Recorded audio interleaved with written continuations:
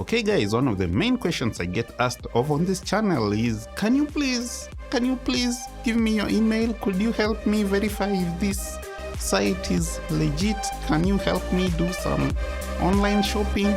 And the reason is because guys are concerned that some of these sites, some of these places might not be legit. So I am here to help you to address some of those concerns. But you know, they say you should teach a guy how to fish, not really give him a fish. So I'm gonna be teaching you guys how to fish like we do over here. Stay put.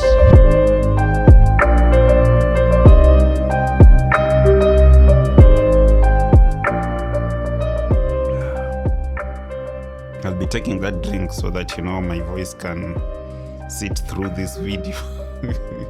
This is called calming chamomile.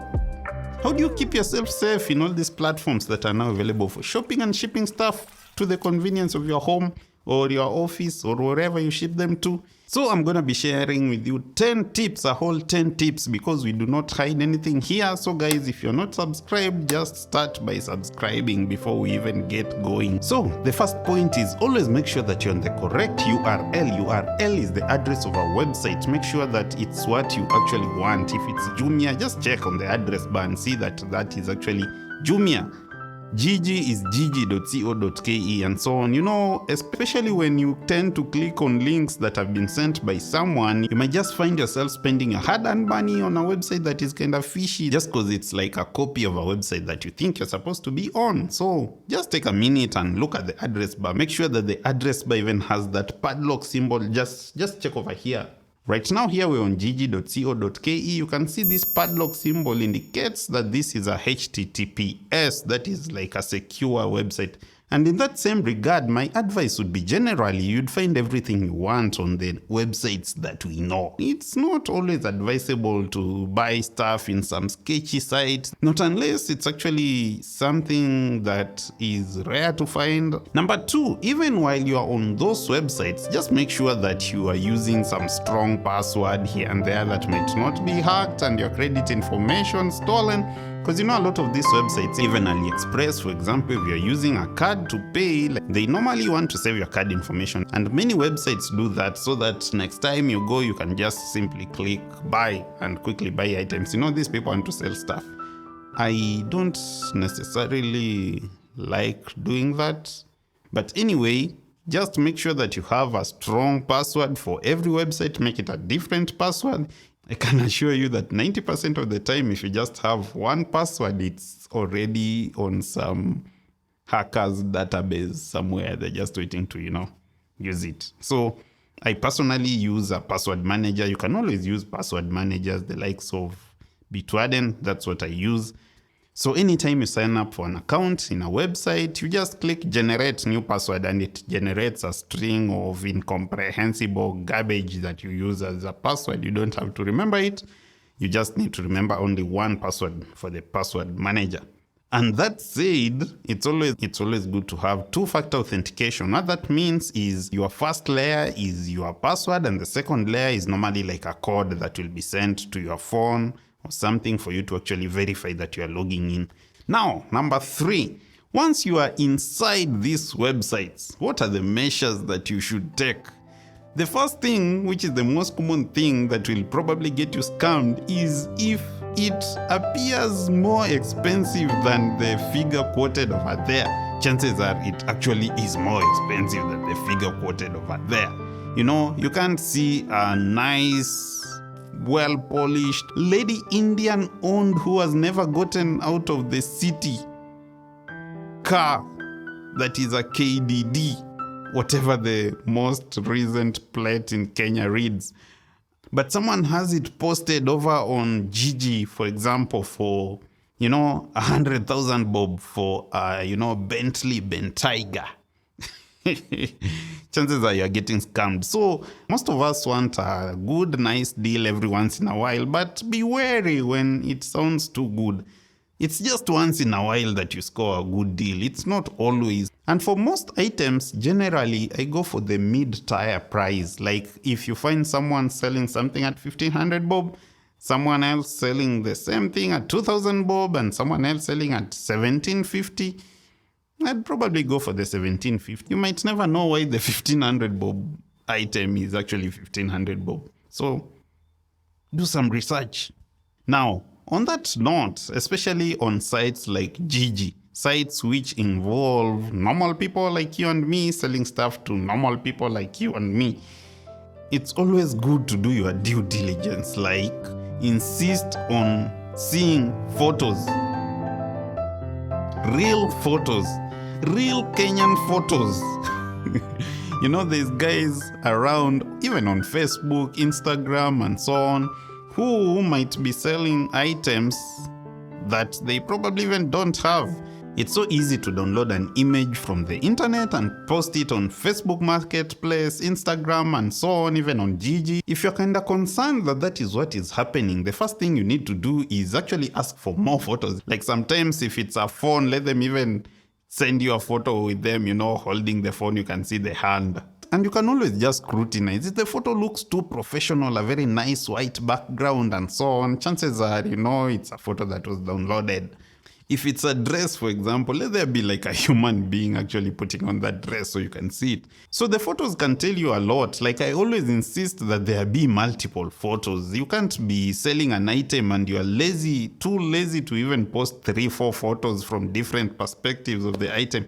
And still talking of the photos, there's actually like Google Lens that you could use, an app which you can easily reverse search a photo, Just simply screenshot or download the photo and use Google Lens to search for the photo on the internet. You can even find where they downloaded the photo from and buy the item there. Another tip is still on the item listing. The description is always very important. If you're buying second-hand items from websites like Gigi, you can even ask the seller to give you more information about the item. Chances are, if it's not a legit listing, they might not have answers for all your questions, and at that point, you take off. Number 6, before you buy any item, always check for reviews.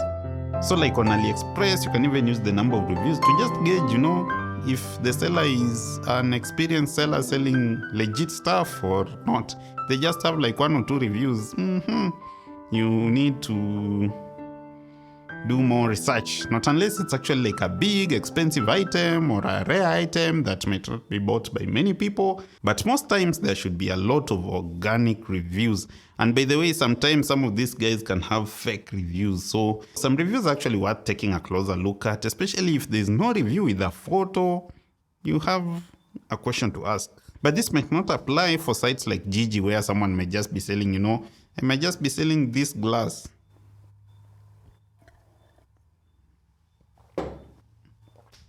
I'm the only one who has this glass, so how do you expect to have reviews from other people who bought this glass and you also want to buy it?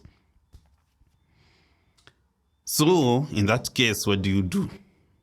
You can find out if I've sold other items to other people. It just talks about my honesty, my reliability, and so on. Yeah. Number 7, once you are satisfied that, okay, this is a legit item, I want to buy it, always choose a safe payment option. For sites like AliExpress, Amazon, basically the big international sites, most times they have quite some good measures put in place to ensure your safety.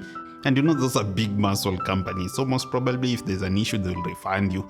But especially when dealing with, smaller local sites, the likes of Gigi, I've mentioned Gigi a lot, Instagram, Facebook, make sure you have some legit method of paying. It's always not very advisable to pay directly to like the M-Pesa number of whoever is selling, not unless you've actually seen the item. But if you'd like the item shipped to you, what sometimes I do is, because they are going to be shipping them using a courier, let them take it to the office. Then you can get the contact of the courier office and call them. Contacts are all over the net. Then when they actually drop the item over there, you then pay for the shipping and the cost of the item to the seller. That is at least, some layer of security. Most sellers expect that. It's not something weird to ask for. So next, number 8, you need to monitor your statements, your account statements, be it on M-Pesa or your bank account. You know, sometimes some of these, like especially international players, will kind of like get your credit card information, then to just test whether it works, they might steal some little money that you might not notice, just to, make sure that everything is fine before they hit you hard with that blockbuster sum.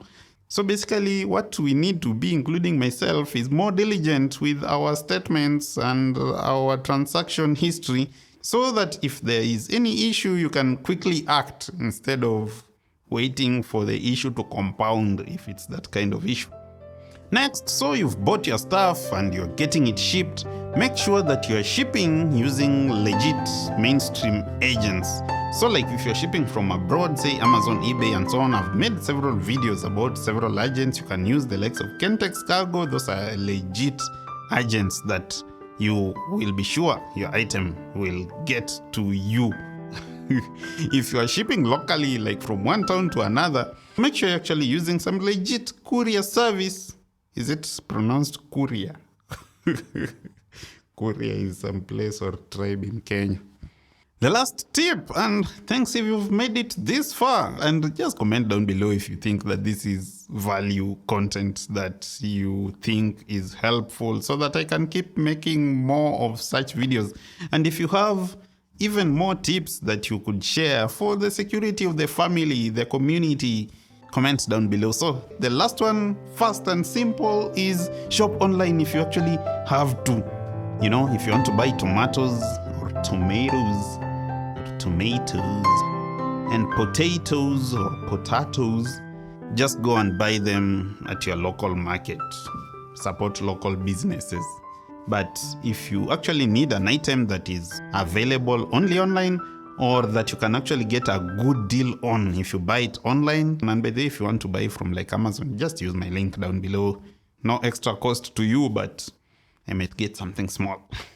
But I always encourage that if the item is available locally at a fair price, just get it locally at the fair price. Short and simple, right? Those are the 10 tips to avoid getting scammed online, especially if you're doing shopping from Kenya, from abroad to Kenya, or from Kenya to Kenya, but online. You get me, right? Yeah, I guess this has been a more dramatic video than normal. See you in the next one. As always, no pressure.